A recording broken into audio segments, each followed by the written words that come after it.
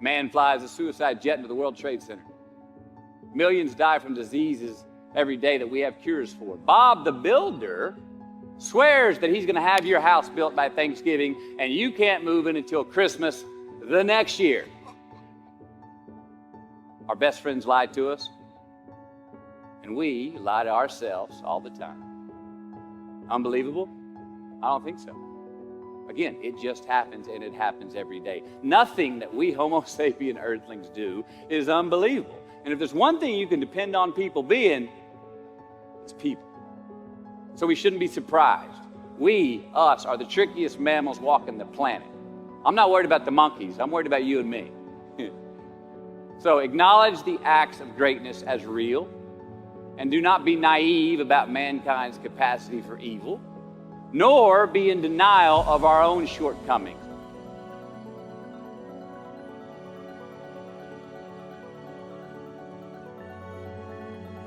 Now, personally, as an actor, I started enjoying my work and literally being more happy when I stopped trying to make the daily labor a means to a certain end. For example, I need this film to be a box office success. I need my performance to be acknowledged. I need the respect of my peers. All those are reasonable aspirations, but the truth is, as soon as the work, the daily making of the movie, the doing of the deed became the reward in itself for me, I got more box office, more accolades and respect than I ever had before. See, joy is always in process. It's under construction. It is in constant approach, alive and well in the doing of what we're fashioned to do and enjoying. Number 4, define success for yourself. Define success for yourself. Now check this out. I'm in south of New Orleans a few years ago, and I went to a voodoo shop. And they had this wooden partition against the wall with these columns. And in these columns were all these vials of these magic potions, right? And the headings above each potion defining what they would give you were things like fertility, health, family, legal help, energy, forgiveness, money. Guess which column was empty?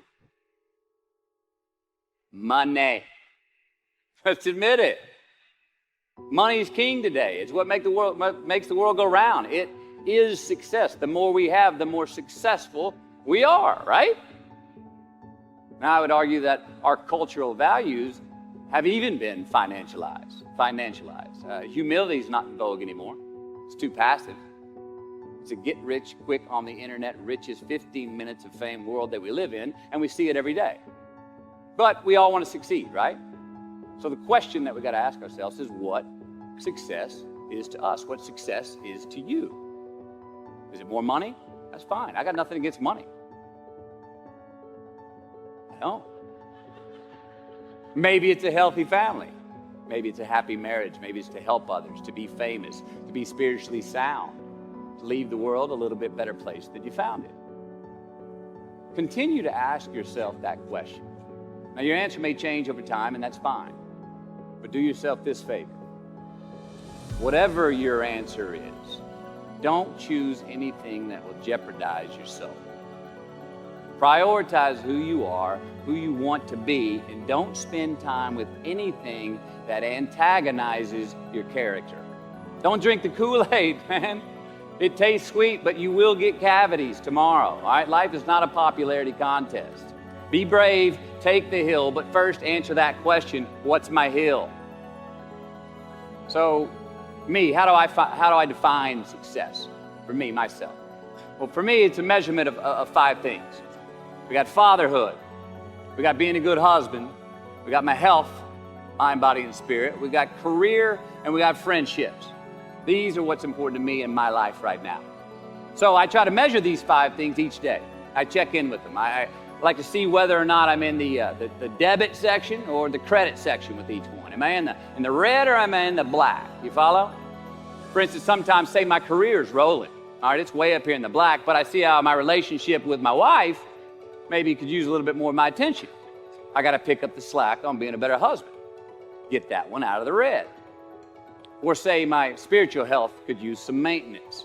It's down here, but hey, man, my friendships and my social life, they're in high gear, right? I got to recalibrate. Checks and balances. I got to go to church. Remember to say thank you more often, something. But I got to take the tally because I want to keep all 5 in healthy shape.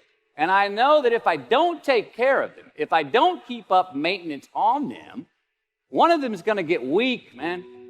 It's going to dip too deep into the debit section. It's going to go bankrupt. It's going to get sick, die even. So first, we have to define success for ourselves.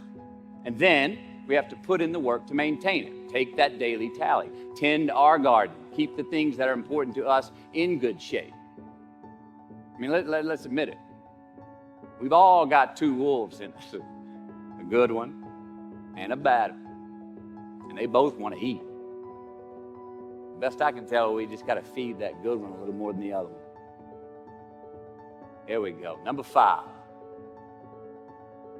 Process of elimination is the first step to our identity. AKA, where you are not is as important as where you are.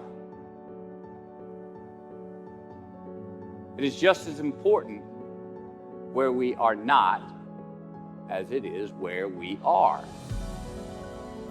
Look, the first step that leads to our identity in life is usually not, I know who I am. I know who I am. That's not the first step. The first step's usually, I know who I am not. Process of elimination. Defining ourselves by what we are not is the first step that leads us to really knowing who we are. You know that group of friends that you hang out with that they really might not bring out the best in you? You know, they gossip too much or they're kind of shady. They really aren't going to be there for you in a pinch. Or how about that bar that we keep going to that we always seem to have the worst hangover from? Or that computer screen, right? That computer screen that keeps giving us an excuse not to get out of the house and engage with the world and get some real human interaction. Or how about that food that we keep eating? Stuff that tastes so good going down, it makes us feel like crap the next week. We feel lethargic and we keep putting on weight. Well, those people, those places, those things, stop giving them your time and energy. Just don't go there. I mean, put them down. And when you do this, when you do put them down, when you quit going there, and you quit giving them your time, you inadvertently find yourself spending more time and in more places that are healthy for you, that bring you more joy. Why? Because you just eliminated the who's, the where's, the what's, and the when's that were keeping you from your identity. Like, trust me, too many options, I promise you, too many options will make a tyrant of us all. All right, so get rid of the excess, the wasted time. Decrease your options. And if you do this, you will have accidentally, almost innocently, put in front of you what is important to you by process of elimination. Knowing who we are is hard. It's hard. Give yourself a break. Eliminate who you are not first, and you're going to find yourself where you need to be.